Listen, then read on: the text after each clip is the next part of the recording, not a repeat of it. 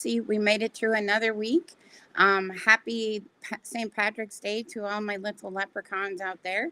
And happy spring. It's been a long winter, to be sure. And in Minnesota, we just had 8 inches of snow a couple days ago. And now we are at 60 degrees coming today. So, very grateful for the fluctuation of all the things because I'm super sick of winter. So it's been the week has been somewhere between bumper cars and whack-a-mole, because it's been a busy week, to be sure, for everyone. Everything's kind of out of whack. Our schedules are out of whack. The uncertainty is beyond measure at this point, just meaning like, how do we get back to normal? What does normal look like? And what's the next right answer? Because I talk about that all the time. All you can do is the next right thing. And so mom is recovering. She's getting stronger, but there's still that ambiguity of, is she strong enough? Is she not strong enough to stay by herself? And I know that a lot of us really struggle with a lot of things of that nature, right? Um, and what I learned in the last 2 weeks is that the struggles are real, but they also don't necessarily have to be as struggly as we make them out to be sometimes. So just wanting to remind us that we have to check our own expectations for ourselves, because you cannot uproot your schedule, put in a whole bunch of things that never used to be there, and then still expect the same outcome out the other side. And so one of the things that I learned most this last 2 weeks is it's really imperative of how I support myself and us through this whole thing. And so if you're a planner and you need structure and you need all that stuff, health things don't care about that. They don't care if you have a schedule. They don't care if right in the middle of a perfectly normal life, life happens. So it doesn't really care. It doesn't really take a back seat. So that can feel a lot like bumper cars, right? You're just bouncing off of the next thing that's coming, the next thing that's coming. And when you're playing bumper cars like that, you also have to realize that your brain can only handle so many things.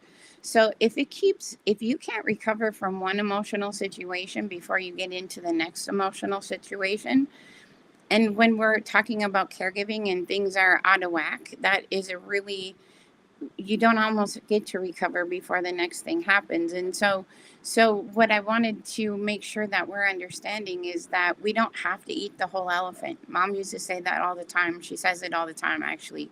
You don't have to eat the whole elephant. You just got to do today and the next thing that's in front of you, and make the next right decision. And because, to be honest with you, these last 2 weeks have had very many markers of overwhelmed. And we talk about the difference between being stressed out and overwhelmed, and, supporting yourself differently, in the sense that when you get to that overwhelmed part, you just have to stop and you just have to breathe and you just have to regroup and do nothing for at least 15 minutes. And I realize that that's a hard ask, but it's a really good 15 minutes to spend. So, which brings me back to the other thing I learned this week that was really awesome. What would happen if we scheduled worry time? Like, schedule the time to worry. And I'm saying that because I think if we schedule time to worry, it would also give us an opportunity to sort things out, right? Like, what is going right? What is going not so right? What do we need to start? What do we need to stop? What's working, right? Like, when we take time to worry and actually set aside emotional, but more importantly, intellectual time to actually process what's happening instead of feel our way through what's happening, I think it actually sorts things out, helps us sort things out better. So setting a time to worry, and that's not when you lay your head on the pillow. That's not the best scheduled time to worry.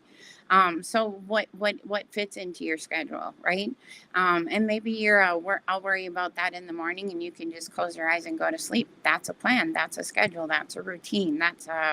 That's a way that is proven that you support yourself. So, however you do that, just make sure that you're doing it in some fashion. And if you feel like your bed is spinning and you can't get your foot on the ground because everything's coming at you so fast, and you just can't catch up to the whack-a-mole, the phone, the this, the that, the this, the that, like, and you can't find, like, you're never going to hit all the moles. You're never going to get them all whacked. You're never going to get out of the bumper cars, because that's just nature of this beast. And so how you support yourself through it and setting your expectations to the point where, you know what, in normal life, I think we make a plan, and we make a plan like 2 weeks out, and I think that, or a month out, or we think longer term, right?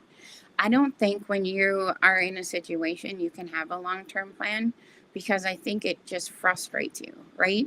It frustrates you because you're always constantly changing that long term plan. So, meaning that if you're in the middle of a situation, plan for the next 2 days. Like, what do the next 2 days look like? What do the next 3 days look like? Because if you try to eat that whole elephant and you're anything like me, you're going to just get overwhelmed and paralyzed, and you're not going to know what to do next. And you're going to start some really cool self talk about how, are you sure you know what you're doing? Is this the right thing? Like, I told you you'd never be able to catch up with this. I knew you wouldn't be able, all those really nice things we say to ourselves is not serving us, and it's not helping us.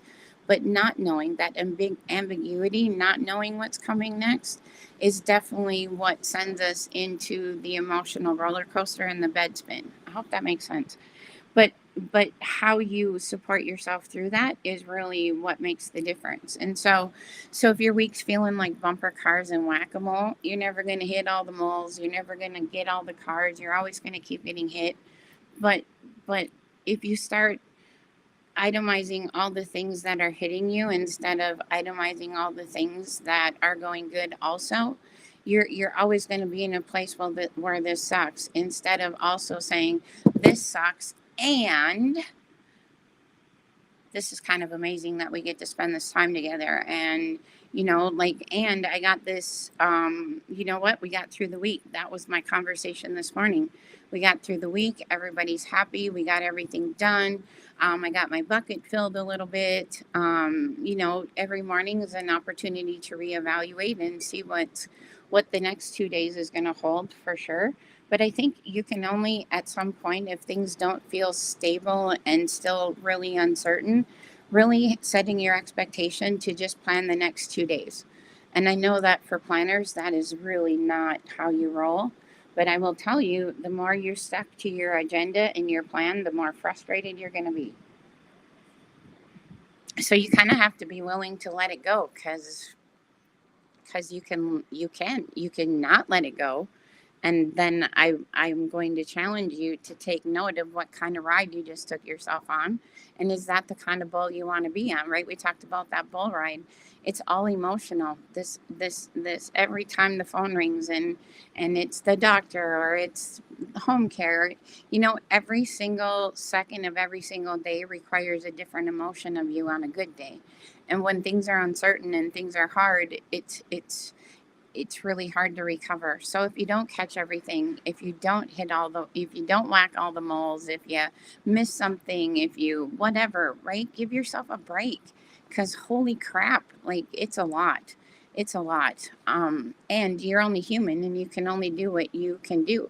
There comes to a point where you've done all you can, and now you just let time happen and you just roll with whatever is. And I think that when you're spinning, it's hard when somebody's not coming in and stopping your bed from spinning. So I hope today I helped you stop your bed a little bit from spinning, by helping you understand you don't have to eat the whole elephant.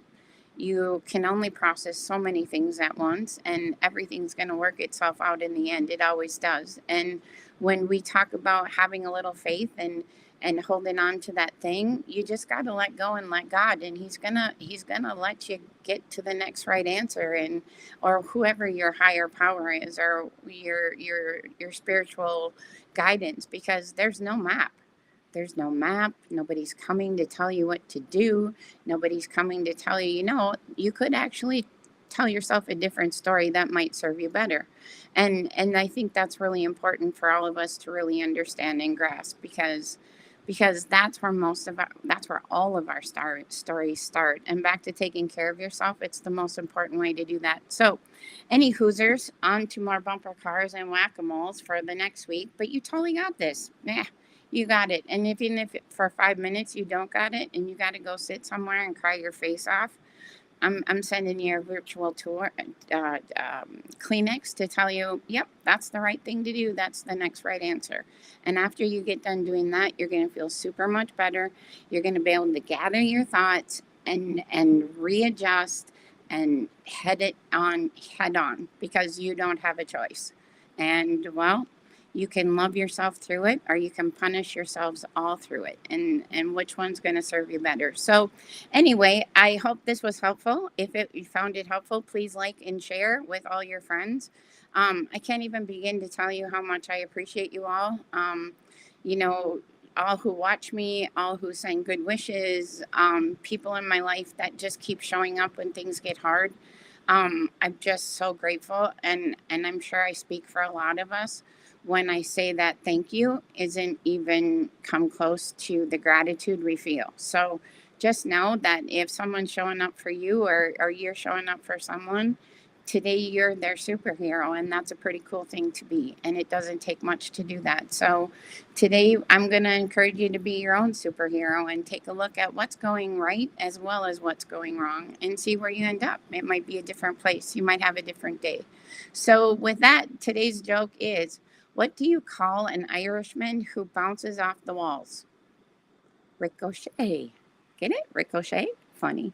Anyway, well, have a great week. Thank you again. You totally got this, and all you can do is the next right thing, and that's going to be enough. So take care, peace out, and we'll see you next time.